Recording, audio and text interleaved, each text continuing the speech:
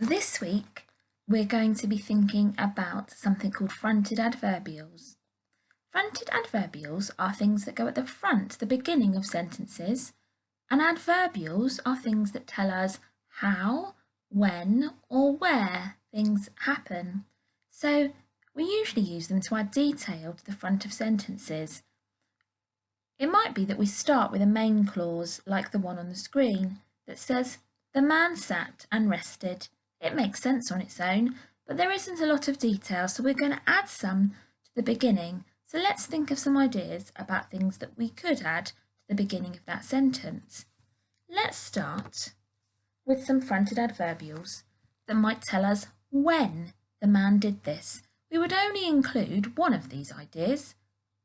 So I was thinking, based on the picture, that maybe at night, in the warm summer, at sunrise, as the warm sun crept into the forest, when light flooded in. As I was getting on, I was warming myself up and actually coming up with better ideas the more I went on. So all of those could perhaps go at the beginning of this sentence. So let's try one. When light flooded in, the man sat and rested. As the warm sun crept into the forest, the man sat and rested.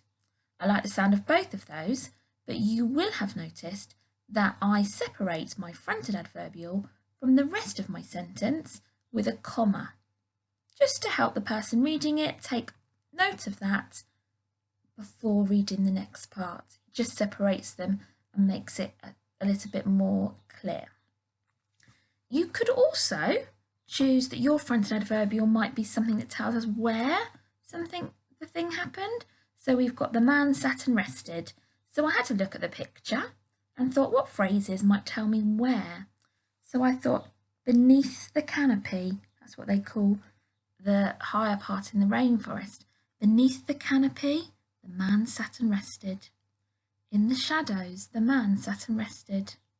On the forest floor, the man sat and rested. Amongst the towering trees, the man sat and rested. So I could choose one of those, but I've remembered to put my commas there to separate my fronted adverbial from my main clause. I may also decide that actually how is rather what I would say. I'd rather say how the man did it than where or when. This would also be a fronted adverbial if it goes at the beginning. So it could be calmly, happily, with a happy heart, thoughtfully. Now, I've based some of these on knowing the story a little bit. But if you were looking at this and you didn't know, you might come up with some of your own and they might be a bit more random and your ideas might actually tell us a new story. So all three of those ideas, when, where and how, are fronted adverbials, and they're what we may choose, and they go at the beginning before our main clause. Maybe see if you can have a go at thinking of some for this picture or a different picture from a book. Just thinking about multiplication facts in our home learning this week. So we're going to be thinking about representing multiplication facts in different ways, just to remind us about this. So we could show a fact by making it or drawing it. So it might be that we have 3 pieces of something like Numicon, and they're the 4 ones. So I've got 3 groups of 4 there.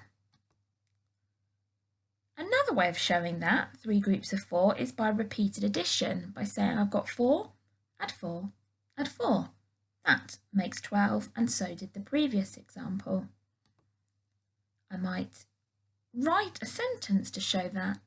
There are 3 equal groups with 4 in each group. There are 12 altogether.